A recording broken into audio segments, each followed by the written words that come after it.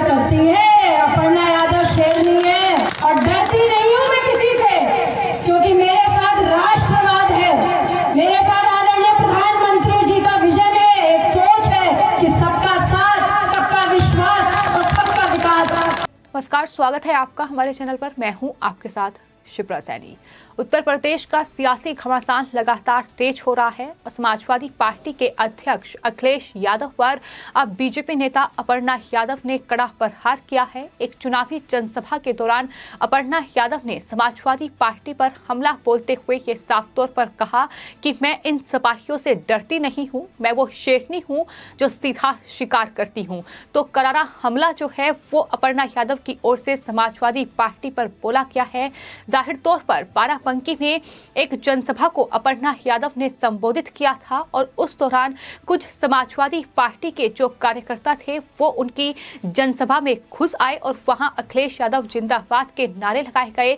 जिसके बाद अपर्णा यादव जब अगली जनसभा को संबोधित करने के लिए पहुंची तो वहां उन्होंने साफ तौर पर इन समाजवादियों पर कड़ा प्रहार करते हुए ये कहा कि मैं किसी से भी नहीं डरती हूं, क्योंकि मैं राष्ट्रवाद मेरे साथ है, प्रधानमंत्री नरेंद्र मोदी का विजन मेरे साथ है, सबका साथ, सबका विकास और सबका विश्वास। उन्होंने कहा कि हम सबके प्रयास से हम बीजेपी को जिता सकते हैं और इन समाजवादी गुंडों को करारा जवाब भी दे सकते हैं। तो साफ तौर पर अपर्णा यादव लगातार जो है समाजवादी पार्टी पर हमलावर नजर आ रही है। उन्होंने कहा कि मेरी जो पहली जनसभा थी वहां दरअसल वहां के जो विधायक हैं उन्होंने कुछ गुंडों को उस जनसभा में भेजा। उन्होंने कहा कि मैं ये उन्हें बताना चाहती हूँ कि शेर जब चलता है तो अकेले शिकार करता होगा, मगर जंगल में शेरनी ही शिकार करती है और अपर्णा यादव वो शेरनी है जो किसी से नहीं डरती है, क्योंकि मेरे साथ राष्ट्रवाद है, मेरे साथ प्रधानमंत्री का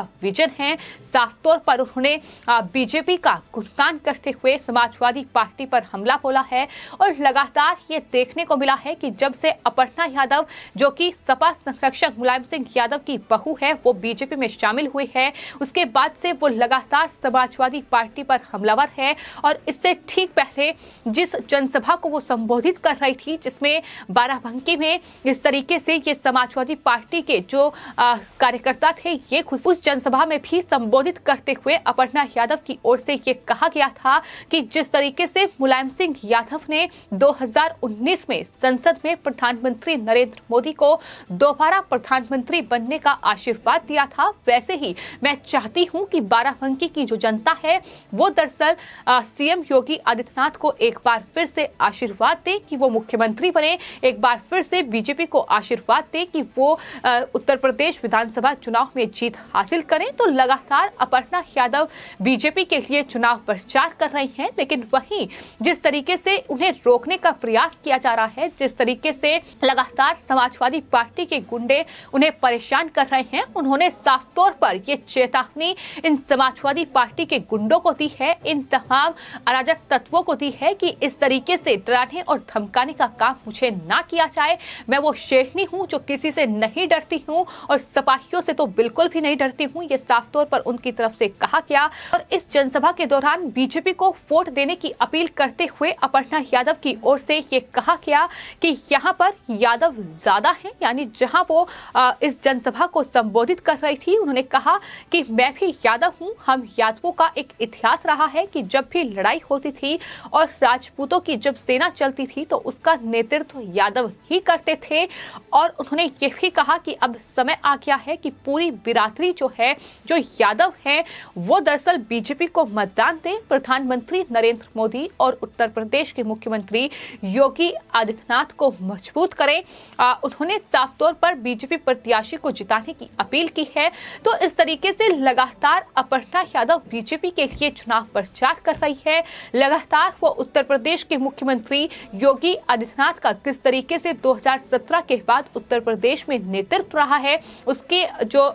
बड़ी बातें हैं वो जनता को के बीच पहुंचकर वो उन्हें बता रही हैं। लेकिन समाजवादी पार्टी किस तरीके से उन्हें रोकने का प्रयास कर रही है, किस तरीके से उन्हें डराने और धमकाने का प्रयास किया जा रहा है, ये साफ तौर पर इस जनसभा में कहीं ना कहीं देखने को मिला, जो कि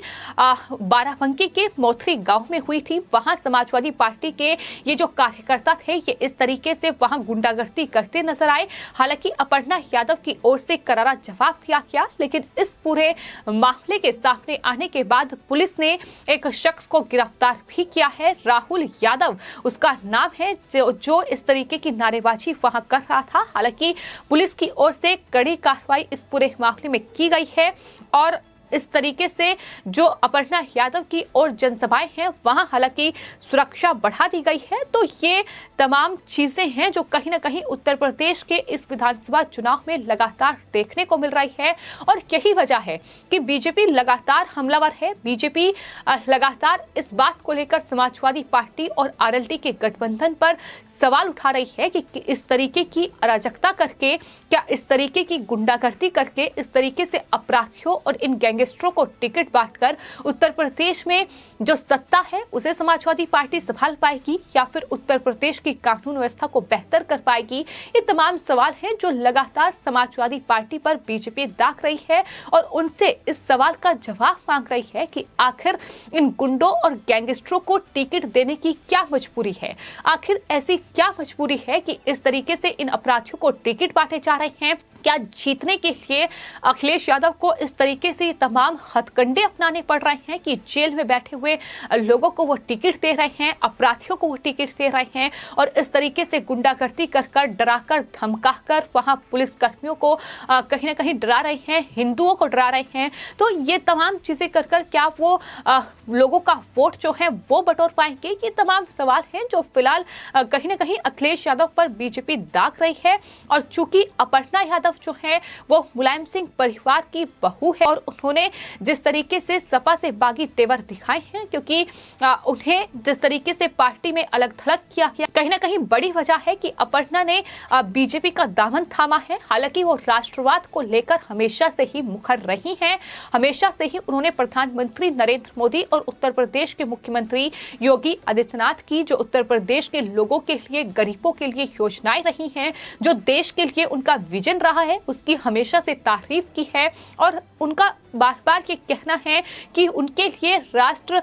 सर्वोपरि है, उनके लिए राष्ट्रवाद सबसे आगे है। और आज एक बार फिर से जनसभा को संबोधित करते हुए न सिर्फ इन सपा के गुंडों पर उन्होंने हमला बोला है, इन गुंडों को चेतावनी दी है, बल्कि साफ तौर पर अखिलेश यादव तक उन्होंने अपना सीधा संदेश पहुंचा दिया है कि वो इस तरीके के हथकंडों से डरने वाली नहीं है। वो शेरनी है और शेरनी ही शिकार करती है, भले ही जंगल का राजा शेर हो। तो ये साफ तौर पर उनकी तरफ से चेतावनी दी गई है। और कहीं ना कहीं अखिलेश यादव जिस तरीके से ये गुंडागर्दी करके इस चुनाव को जीतने की फिराक में हैं, जिस तरीके से उन्होंने आरएलडी के साथ गठबंधन भी किया है, लेकिन समाजवादी पार्टी कहीं ना कहीं अपने आप में ही घिरी हुई है। क्योंकि एक तरफ अखिलेश यादव वहां तुष्टीकरण और अल्पसंख्यकों की वोट बटोरने के लिए जाति कार्ड भी खेल रहे हैं, वो लगातार पिछड़ों और दलितों की बात कर रहे हैं, लेकिन वहीं अपनी पार्टी में पिछड़ों और दलितों को वो कहीं ना कहीं आगे बढ़ाने का भी काम नहीं कर रहे हैं,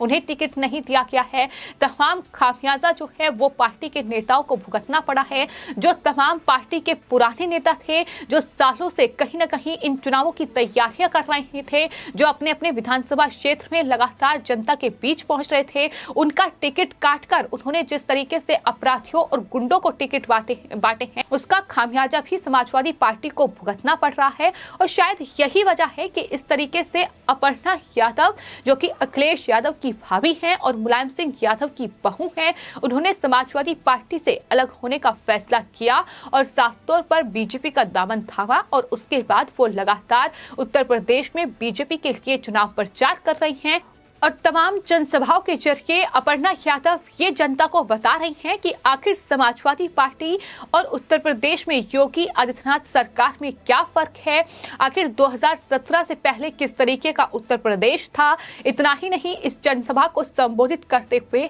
अपर्णा यादव की ओर से दो टूक ये कहा गया कि योगी सरकार में समाजवादी पार्टी के गुंडे अपनी जान की भीख मांग रहे हैं। ये भी उन्होंने साफ तौर पर कहा है। तो वो ये मानती हैं कि समाजवादी पार्टी में गुंडों को जगह दी जा रही है, समाजवादी पार्टी में इन अराजक तत्वों को आगे किया जा रहा है और इनके बलबूते पर अखिलेश यादव ये चुनाव जीतना चाहते हैं। तो यही वजह है कि लगातार जो कड़ा विरोध है वो समाजवादी पार्टी का हो रहा है और अब अपर्णा यादव भी लगातार हमलावर है और कहीं ना कहीं एक तरीके से चेतावनी उन्होंने समाजवादी पार्टी और समाजवादी पार्टी के अध्यक्ष अखिलेश यादव को दे दी है कि इस तरीके से अगर उनके पार्टी के विधायक अलग अलग विधानसभा क्षेत्रों में उन्हें इस तरीके से परेशान करेंगे तो जाहिर तौर पर इसका खामियाजा उन्हें भुगतना पड़ेगा, क्योंकि उत्तर प्रदेश में योगी आदित्यनाथ की सरकार है जो गुंडों पर नकेल कसना अच्छी तरीके से जानती है। और ये साफ तौर पर उत्तर प्रदेश के मुख्यमंत्री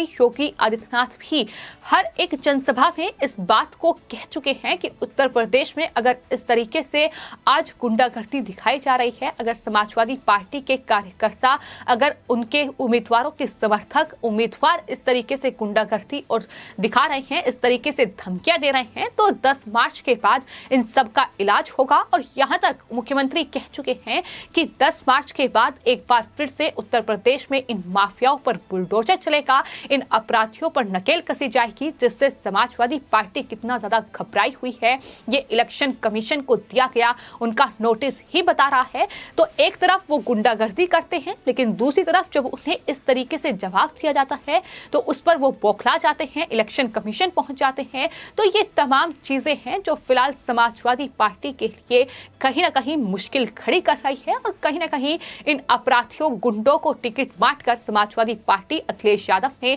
अपने ही पैरों पर कुल्हाड़ी मार ली है और उसका खामियाजा इस तरीके से भुगतना पड़ रहा है कि अब उनके ही परिवार की बहू जो कि बीजेपी में शामिल हो चुकी है वो ये साफ तौर पर कह रही है कि समाजवादी पार्टी के गुंडे आज उत्तर प्रदेश में योगी सरकार में अपनी जान की भीख मांग रहे हैं। फिलहाल आपकी इस पूरे मामले पर क्या राय है हमें कमेंट बॉक्स में जरूर लिखें और चैनल को सब्सक्राइब करें। धन्यवाद।